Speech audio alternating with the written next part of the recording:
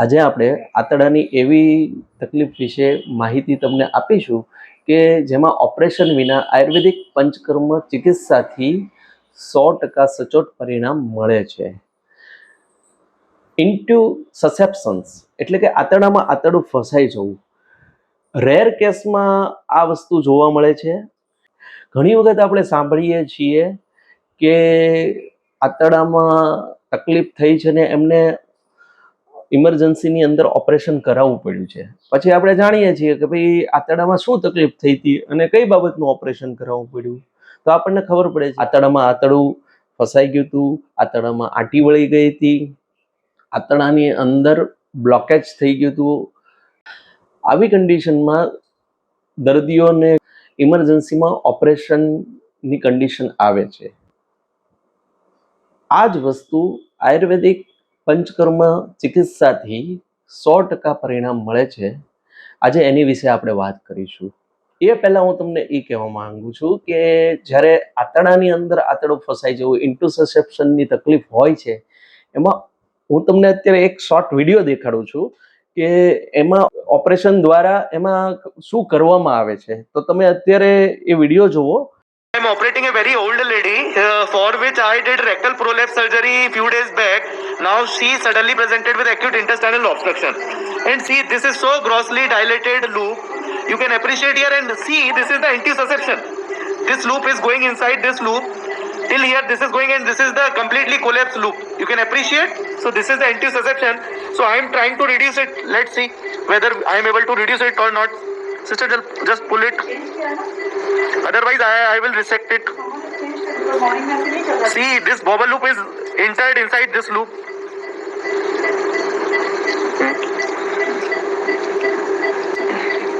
So always remember in intussusception, never pull.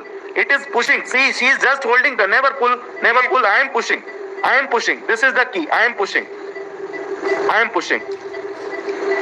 So this is just intussusception. We have reduced it completely. આ જ વસ્તુ આયુર્વેદિકની પંચકર્મની યોગ્ય બસ્તી ચિકિત્સા દ્વારા વગર ઓપરેશને 100% પરિણામ મળે છે. એની વિશે હવે આપણે જાણીએ. આજે આપણી સાથે આકાશભાઈ પરમાર છે કે જેમને આંતરડામાં આંતરડું ફસાઈ જવાની તકલીફ થઈ હતી. તો આકાશભાઈ આપણને વાત કરશે કે જ્યારે એમને તકલીફ આ થઈ હતી ત્યારે શું શું થતું હતું. આકાશભાઈ, તમને શું શું થતું હતું?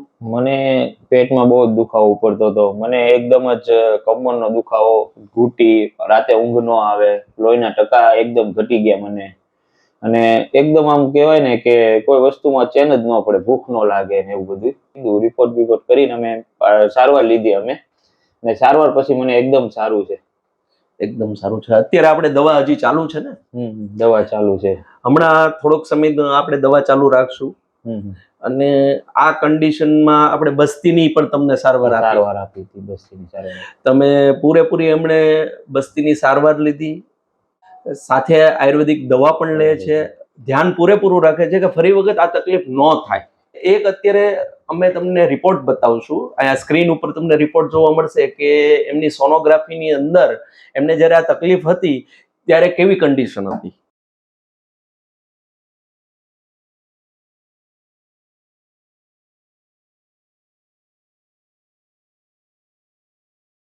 અને પછી બીજો તમને એક રિપોર્ટ આવશે કે અત્યારની કન્ડિશનમાં સોનોગ્રાફીમાં કેવું આવે છે.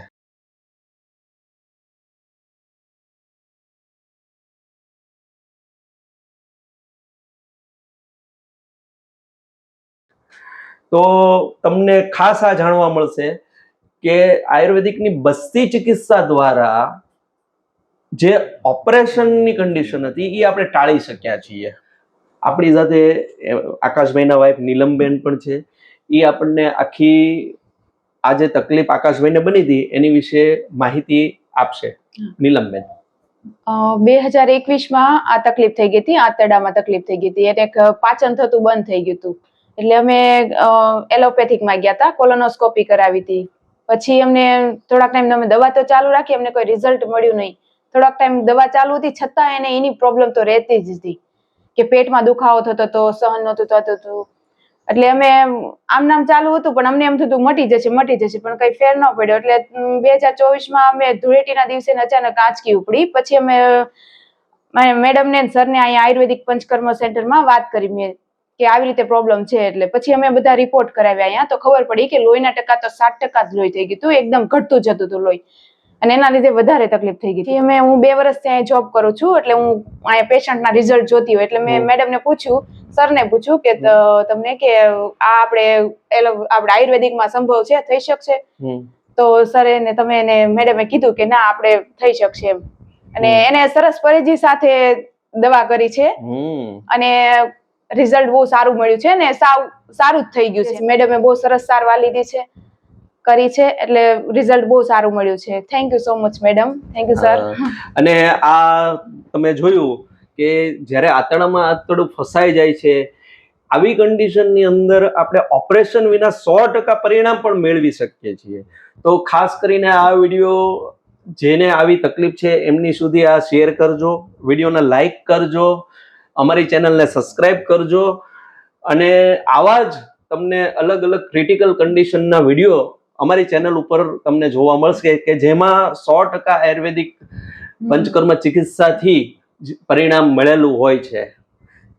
આ સાથે જય ધન્વંતરી, જય ભારત.